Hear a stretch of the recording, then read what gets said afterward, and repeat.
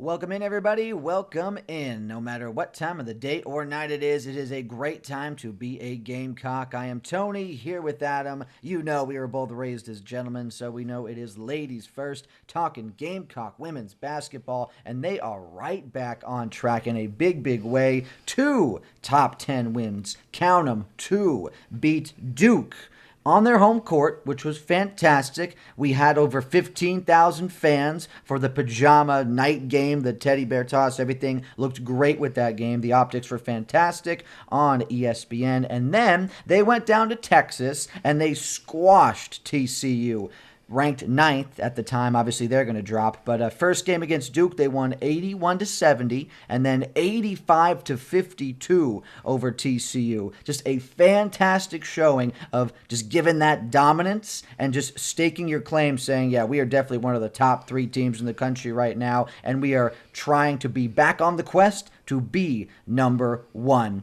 Adam, I know we have been, going over some of these games. We got over the get-right games of Purdue and Iowa State, and now they're just continuing to chug along here, keeping that momentum going and easily dispatching. Duke did come back during the second half of that game, but just it seemed like they were really coasting. And honestly, you're taking 2 very good top 10 programs right now, tossing them aside, and you're setting yourselves up pretty nicely for the SEC schedule that is going to be in the coming weeks. Yeah, when we mentioned it last time, we said that we had their get-right games against Purdue and getting those, obviously in decisive fashion.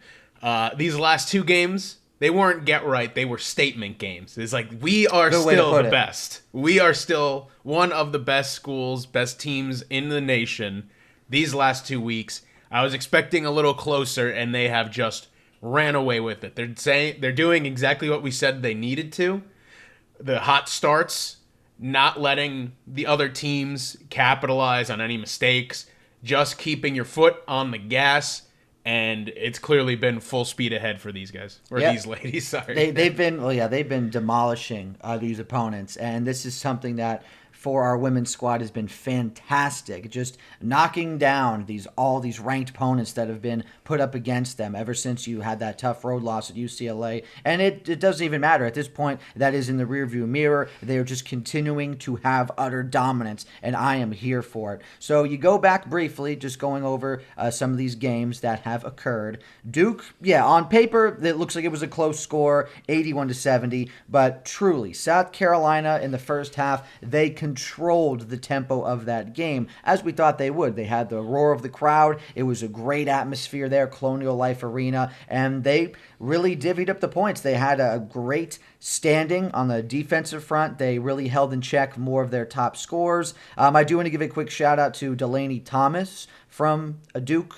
She is a sophomore forward. She did very well for them, and just a quick update, that was the best shooting effort that they had. She was 7 for 7 from the floor. She put in 14 points for them, so that was a nice effort on the other side of the floor. But otherwise, they kept everyone pretty much in check for the first half, and that was the key to this thing. And it has been the main key, the quick starts. They've been getting out there. They've been running up and down the floor. They've been pouring in the points early. So even though Duke had a great shooting effort in the fourth quarter, it didn't matter because South Carolina was still able to coast, and they still had an 11-point victory. And just for this game, Adam, this is still, and we're going to talk about this in TCU as well, just that winning formula, getting out to these quick starts. It wasn't there to start the season. It looked like they were on a bit of a championship hangover, but now they've knocked off that rust, and they are just hitting that stride early. They're really, really getting off to a fast spark. Yeah, then when you look at the point totals in just the first halves of both of these games, I mean, against Duke, they put up over 50, and then against TCU, put up over 40. When you have such an offensive output, especially when you needed it in those games against, something like Michigan with Clemson, slow start, and then, of course, the loss to UCLA, if you had these big halves like you have had, obviously these games are going to be much easier to get through, and that's what they've done, especially in these last 4 games where that was so crucial for them to get through these ranked games undefeated. And they didn't just do that, they obviously dominated these great programs. So it is really great to see that this team just had to shake off the rust, maybe take that hook on the chin from UCLA just to get right, and They're way more than getting right here. They are, like I just said, establishing themselves, reminding everyone they are the defending champions and they're going after a dynasty. They're making sure as we get into SEC play in a few weeks that they're not going anywhere. They are the cream of the crop, the people to beat. That's right. And this is something as we settle in here, we're still not seeing the best production of some of our best players. And we're still having this dominance just because of the depth that South Carolina possesses. Going over this, and I still hate to see this. I'm not sure what's going on, if some things might need to be tweaked a little bit, at least up to this point of the season as we're going on. TCU game was very different, so that's going to be something and a nice update I have from this stat. But Malaysia Wiley, still a bit slow in this game. She only had 15 minutes. She was 1 for 7 from the floor, and she only had 3 points. But to that point, she had a much better TCU game. So I want to make that point now before we get to that update. And otherwise, as we've been talking about, just a great overall game from this roster. The points were spread out. We got Ashlyn pouring in 6. Joyce Edwards put in 8. Sanai Fagan had 11. Pow had 11. And then Chloe Kitts, player of the game, she had an incredible game. Nice double-double from her. She had 21 points and 11 rebounds. She has been cleaning it up down there in the paint. I loved what I've seen from Kitts so far. And just with all of that, it just really was to a fantastic winning effort and just continuing to go at it. I love this also at this point of the season because we are winning this Battle of the Carolinas, showing that, hey, we are the most dominant team, clearly, from, a blue blood basketball state that North Carolina is. But we dispatched North Carolina State easier this year, and that was on a neutral court. And, of course, Duke taking it to them here at home in Columbia. So that has been something that has been really nice to see. And as we piggybacked off of that type of momentum with another top 10 win, we just piled another one on top of it where we took down TCU 85-52, Adam. And I'll tell you right now, I got to watch this game from start to finish. I'm not sure if, I know you didn't get to catch it, at least that incredible dunk that Ashlyn Watkins had in that game. It really set the tone going into the first half, and that just carried over throughout the game. Like, it was just utter dominance, which is fantastic because you're down there in Texas playing TCU. I expected a little bit more of an opposition from them, expected a little bit more crowd noise, disruption, but South Carolina, they quieted them right down very, very soon. It's one of those things I feel like, especially in basketball, if you take the crowd out of the game early, it's going to be a much easier day on you, and that seems like to be the case with TCU. You make that statement right off the bat with a dunk. It was pretty great to see. I've been saying, even off podcast and on, I would love to see more dunks. They really can shift momentum. They can change the outcome of a game if you just snuff that fire in the crowd real quick if you slam that ball down. So really great to see that, and like you said, set the tone early. Well, there's an interesting stat that I did see when I was scouring social media today. I believe it was 9, if not 10, but in NCAA Division I basketball, there's only been 10 women that have ever dunked the ball. And as you're starting to see a bit more of the athleticism, a little bit more of the change in the game, and you could say it's across all sports, in my opinion, that just things have gotten bigger, faster, stronger. You see that in sports such as basketball or football as well. But Ashlyn Watkins is the only South Carolina woman, and the only woman in the state of South Carolina that has dunked in a women's Division I basketball game as far as the NCAA is concerned. So really cool stat, really thing to have in her back pocket, but I believe she's one of only 9 women overall in the game that have been able to dunk. So it is going to be interesting to see if she's given more of those opportunities. I mean, please give her some of those outlet passes because it just got everyone so fired up. And the amount of South Carolina fans that were down there for this pretty much road game in Texas. And this is something that just got them all fired up. It got the team fired up. And it was something that was easy to carry to a win. Now, to this point, Adam, and before we get to more of the stats in this game, really just the icing on the cake was the fact that she dunked over their 6'7" center, Sedona Prince, and it just made it all the more sweeter that she posterized her, and just the optics were so good. That is, I had no idea she was 6'7", so Yeah. kind of crazy. But I'm a bit of a stats guy, so I would love to see the women who have been able to dunk in D1. Would love to see how many times, who's the leader in that. That'd be a fun little rabbit hole to go down. But still, like you said, incredible optics.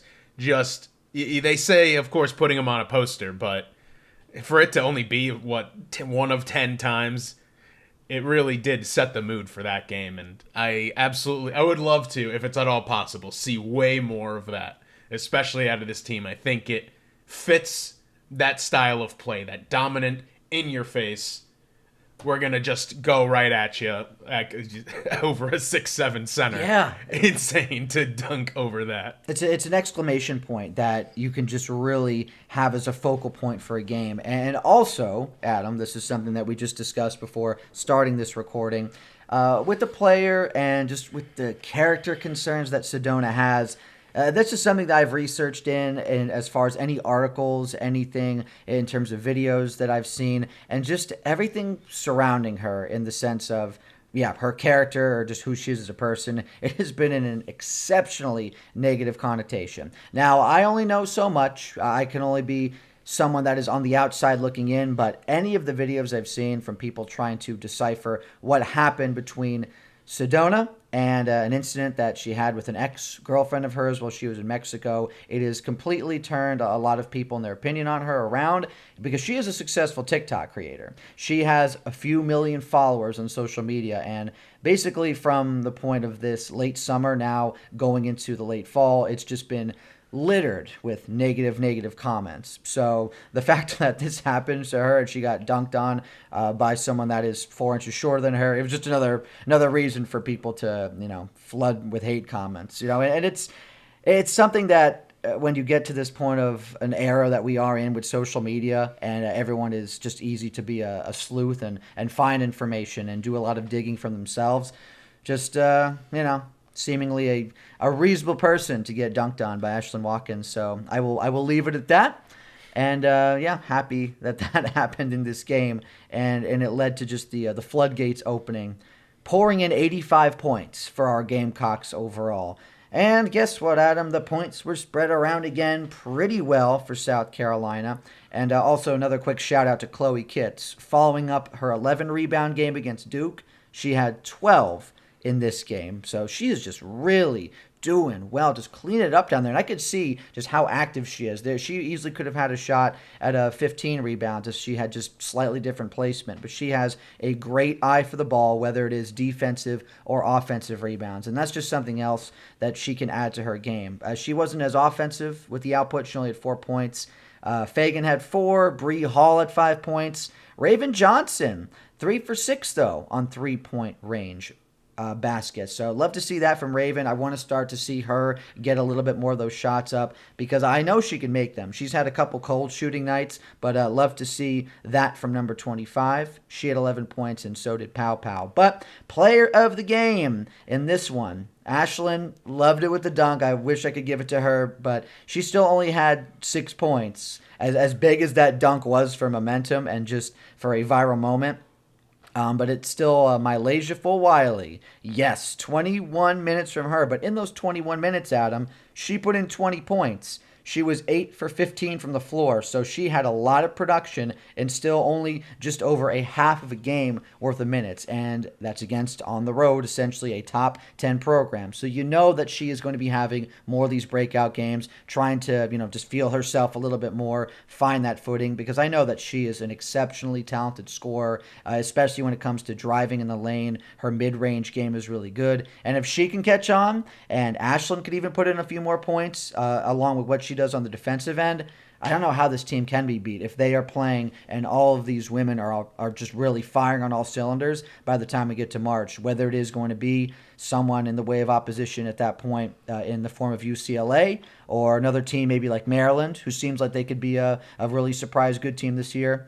Either way, I would like South Carolina over anybody at this point, especially the way they were playing against TCU in that first half. Quite literally and figuratively over anybody, because if you can get over that 6'7" height, Yeah, dunking like that, that's what I mean. I think that is going to be a big difference maker, because we saw them get outboxed by UCLA, people much bigger. Yeah, they were much taller women. Much taller. They had a lot of size between their forward and obviously their own center, but they gave Sedona a lot of problems, and I'm loving it. She is 6'7", and I told you this before this podcast as well. She only had, and this is something that just seems to be inexcusable and is a great testament to how well we did in that game.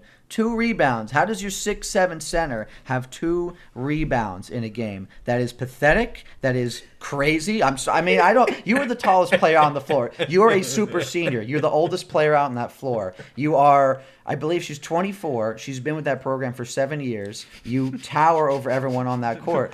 There's no better way to put it. I don't know how you only have 2 rebounds. That is insane to me. Yeah, that is the only thing I could attribute it is of course, USC giving her fits with just how they've played this game and being so physical. If your big lady on the field or on the court is not doing the role of a big lady on the court, your center is not doing her job.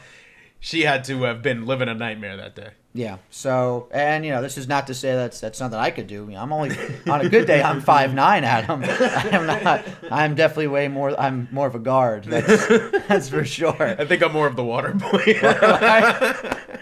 So I mean, it's like, but you have that. You have that pedigree. Like you have to be able to perform at what you're best at, and sometimes from height alone. You better be pouring in some points and getting some good rebounds, because if you're not going to be able to do that for your team, then you can't be successful. Yep. And up to this point of the season, she had been pretty successful, but South Carolina just said no, slammed the door shut. And the only player from TCU that really had a good game, no surprise, was Haley Van Lith. She is their best player. She is overall a very solid player, should get to the WNBA and transition some of her game there. But she was the only one that could really get anything up to go against the Gamecocks, as they held everyone else in a really, really good fit. They had them locked down on the defensive end. And that just leaves us right now with still only that one loss on the road at UCLA, where they had that slow start. And if we really can keep doing this and just eradicate the problem of slow starts, it's still going to happen. It can happen. There's no doubt about it. At some point down the road, we still have a lot of great teams to play in our SEC schedule. And when you start to get to more of those familiar programs that pop up, that you play every year, conference games could go either way sometimes, especially when you're talking about the upper echelon, when you're playing more of the Oklahomas or obviously the LSUs of the world. LSU is going to be a tough one again, as they have been. They are a very well coached program. They're a very talented program, and I'm really looking forward to when UCLA and LSU go at it. That has become one of the maybe not as much unsung, or no, I guess I would say unsung rivalries in the sport, because how they've been going back and forth with each other over the past few years, how they've been consistent top 10, if not top 5 programs. And that is going to be a great one to look forward to. But still, I still like South Carolina over anybody if we can keep getting out of the gate running, not starting slow, not making really poor shot decisions. And those certainly weren't there. They were just really, really on between Duke and TCU. And that's how you're going to be able to coast against other top 10 teams, just like they've been doing. Yeah, and thankfully the next few games on the schedule, they kind of, I don't want to say take your foot off the gas, because obviously you don't want to give anybody an in, but it seems like their schedule eases up a little bit before they get into the new year and they go on that real heater once they're into SEC play. Yeah, it is going to be tough. There's going to be a lot of teams that want to try and throw them off, and I'm sure that it's going to be the same old. Yep, South Carolina, top 3 team, top 2 team. We'll see how things are shaking out by the time we get into conference play, but it's still just going to be with that familiarity. There was one game last year, I recall, it was a home game against Georgia, and we struggled because they just happened to give us some defensive fits. They played a really great game, and that could have ended up being our first loss of the season, but it wasn't. They went undefeated and won a national title, because in the end, they were still the team with much better depth and just overall shooting ability, overall size, and they overcame the deficit that they were facing at some points throughout the day. And Georgia was a much lesser team. Georgia was a 500 program last year, but that's just to my point. Even though you are a great team, things just get a little bit tougher in conference play because it gets a little bit more in the way of, oh yeah, like you're just playing that rival, or seeing an old friend and hey, getting back at it again on the court or in some type of competition with them. And then that's how it's going to be when you start to face these schools. And also got some new friends that they're going to be facing in Texas and Oklahoma too, so those are going to be some fantastic matchups. It's going to be a great conference play slate. And really, as far as the women's game is concerned, at least as far as I've been paying more attention to it over the years to now, it seemed just like a little bit more of that interest was slated towards the ACC. But now, just a lot of it really on the SEC. There's still a lot of great teams. Caitlin Clark, Iowa, Big Ten, of course. But the SEC is really trying to set themselves apart as the most dominant conference in women's basketball. You're still going to have some very, very talented teams otherwise. But I'm just saying as a conference collective, the most teams that you're going to have in the top 25 out of the SEC once we're all said and done. But we'll see how things are going to shake out. Yeah, and you've seen it, of course, you see it a lot in college football, how the SEC likes to establish themselves as cream of the crop. Yeah, especially again with South Carolina now on the rise. Yeah. Gotta love that coming back. Yeah, you have them, looks like they're in prime position to really make a playoff push last year, kind of one of the odd men out this season. Sadly. Over, of course, you have SMU, Bama, Miami ahead of them in the selection process. But, of course, they're now in women's basketball, especially if we just look at that January slate of SEC teams. I mean, we had the 4 or 5 game stretch where they played 3 top 10 teams, and then Iowa State, of course, 15th. And then in another 5 game stretch, you have 6, 10, 4, and 19, all of them being SEC opponents. And then you throw in Alabama in there, too, in that slate. So SEC, nothing to be taken lightly, especially now when all these teams are so talented. And you have these newcomers in Texas and Oklahoma, of course, in college football and now women's basketball. And it's going to add a whole new level to these interconference rivalries because it doesn't matter if someone's brand new to the conference, you don't want to be the one who loses to the new team. So they're going to be playing just as hard as ever, if not harder. Especially, I think, that game against Texas or the game against Oklahoma. It could be interesting to see what it's like, how they welcome the new people to the block. And they are going to be penciling the matchup that they have against South Carolina. That is for sure, as they have been the team to beat the past couple of seasons. But still, I just really want to echo that sentiment, go over it again, just how widespread there is with the depth of all these teams that the Southeastern Conference has to offer. And it is just going to make for a lot of great television. It's why there's going to be a lot of nationally televised and streamed matchups. And I can't wait for it. It is going to be a fun time, especially as we're starting to grow this podcast a little bit more. Just watching this team grow and coming together and facing some of this opposition, because it certainly will not be easy. They may make it look easy at times, especially with some of these out-of-conference opponents. They made it look easy last year, but it is still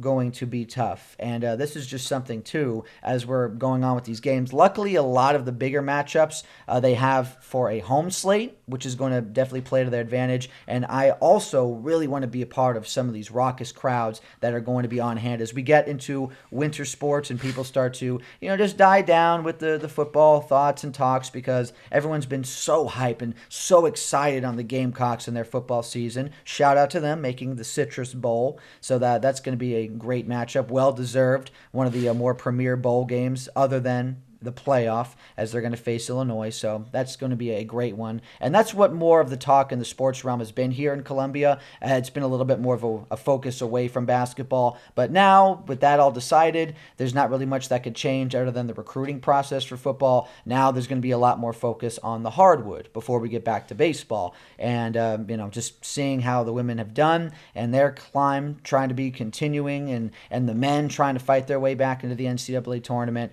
It's going to be a great time, and I'm really hopeful that they are going to be selling out Colonial Life Arena for these games, as they should be. It's deservedly so, and you are going to be missing out on some incredible top 10 games if you're not going to be paying attention this season, not trying to get out to games, even if it has to be up in the nosebleeds.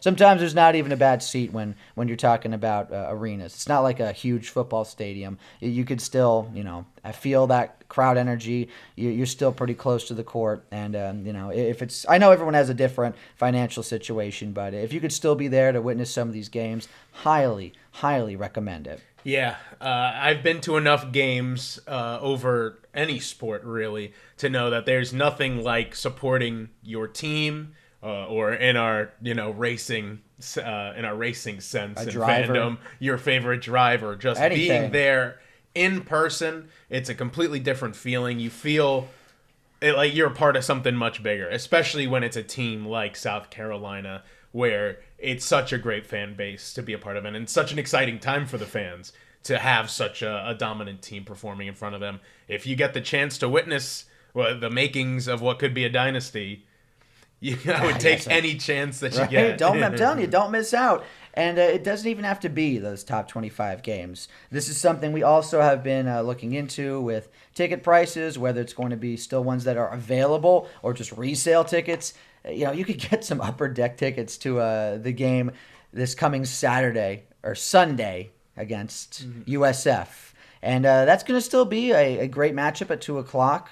Obviously, not the highest rated program. They're 5-5, but you know what? Games on the SEC network for those who can't make it, but those that can, tickets are going to be cheap. So if you don't have anything else to do this Sunday, get out there, support your women's team. Be loud, be proud out there in Colonial Life Arena. Let's keep filling up that stadium and just showing the support that this women's team deserves as they try to get on another march towards a national championship. And they are just really showing that they can. They had that hiccup at UCLA, but just the way that they've recovered, the way that they are not missing a beat with 4 straight games against ranked opponents, albeit Purdue wasn't, but still a very respectable program. So almost 4 straight games against top 25 teams, and they're just rolling through them, steamrolling these opponents. And now we're just going to continue to look onto this season and just try to pinpoint now how individual players can get better. It's not even from a team aspect anymore because they've already proven that they can do that.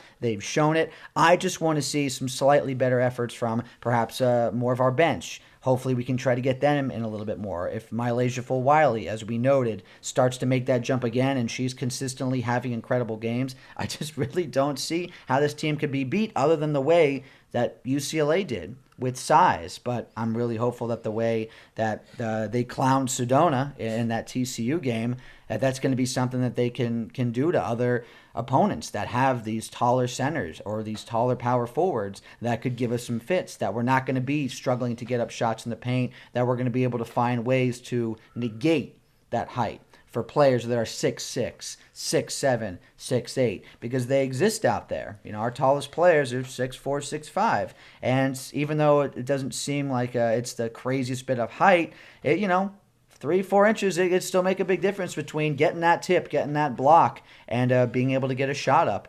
And that's just the way that basketball works sometimes. So you got to watch out for that, but I'm really liking what I've seen so far from any adjustments that perhaps the team has made between Dawn and her staff and everyone else as well, really chipping in with the small ball efforts too, and just truly better shot selection that I've personally been witnessing from areas around the paint. And that's just so key. If you can win that down low, if you can win the battle in the paint, if you can have great drives to the bucket, if Chloe Kitts and Ashlyn are going to be pulling down these rebounds and getting close to some double-doubles, it's just going to be so tough to navigate around. And that's the way that things have been, Adam. And I am truly happy with this product right now. Yeah, it's hard not to be excited about where they are and still excited about where they can be, because we noted Mylasia Fulwiley being a little inconsistent just with the shots and then all that. But if she gets going and she stays hot and performs like she did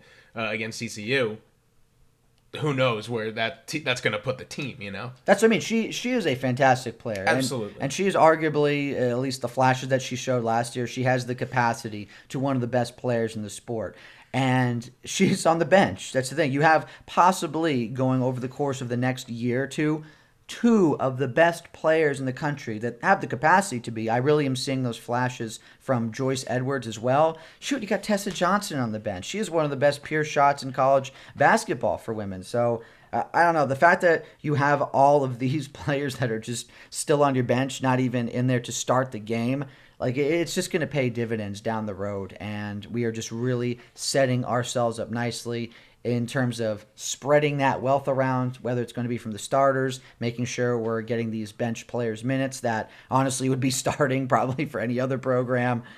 So that's just where we are right now. And the next thing we could focus on as we're climbing up and totaling up these wins is going to be South Florida, who just came off a win against Merrimack University. And yeah, they're 500 right now. And this is going to be just another opportunity.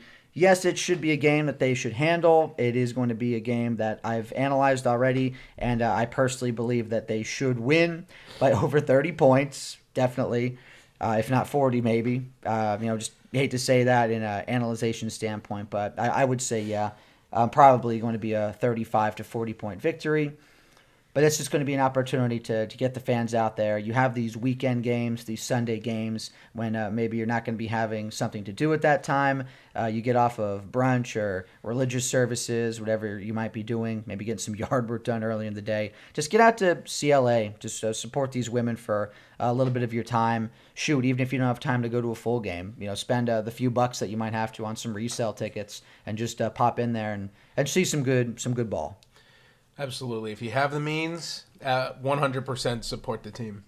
Please get out there. That's what we're looking on to game this Sunday. And as we get into a little bit of a weaker non-conference slate towards the Christmas holiday and also Hanukkah as well, Adam, if you don't know, Hanukkah starts the same time as Christmas this year. I did. That's a little interesting. I'm not sure who sets the schedules for this year, but I forget how it's pretty interesting. I forget how. Lined up. Yeah, I'm gonna have to ask my uncle about that. My uncle Ira, he's Jewish, and then I know our buddy Sam is as well. So they would obviously know a little bit more on why the dates fluctuate. And I forget. I know I read up on it like a few years ago, and I forget now. I feel bad about it, but yeah, we got the Hanukkah season coming up, and of course, Christmas on December 25th. We got some games coming up to that point, and then we are really going to sink our teeth in Adam with that SEC schedule coming up, and that is where we're getting to a point in these podcasts where I'm hopeful that we are going to be starting to bring on guests. We can expand upon this. We want to start doing videos,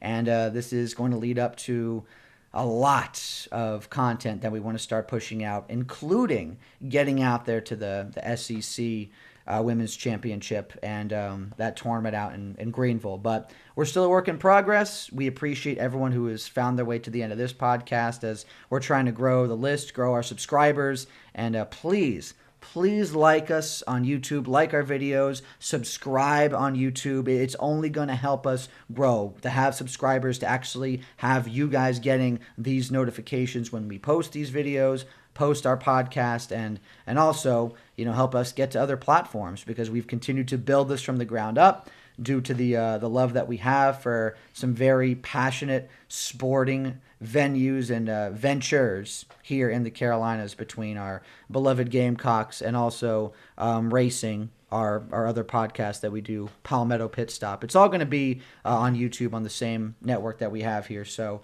I really hope that we can continue to grow this and become a family together.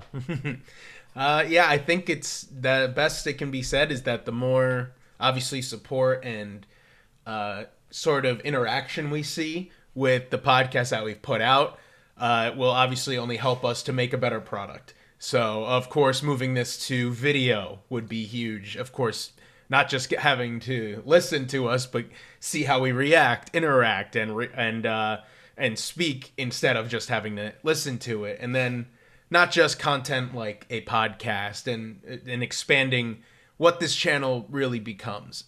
It all starts with, of course, with what we put out, and of course, we're going to make sure that the content we create is the best it can be. But in order to do that, The channel does have to keep growing, and I think that will only continue as we pretty much do whatever we can in order to do that. And it's a work in progress. A work in progress, just like this season. But obviously, they're doing a lot better than we are in terms of fans and followers. But we're working on it. So we'll be keeping at it. We hope y'all do as well. Really appreciate everyone and everyone, of course, that tunes in. And we just want to keep building this. And we're going to keep the positive vibes going. We're going to be keeping our conversations rolling. And the content is something we just want to keep in a space that is more entertaining, more engaging. And that's what we're working on for everybody. So thank you again. As we always say, it is a great time to be a Gamecock. I am Tony, here with Adam, raised as a gentleman. This has been Ladies First. We will see you next time.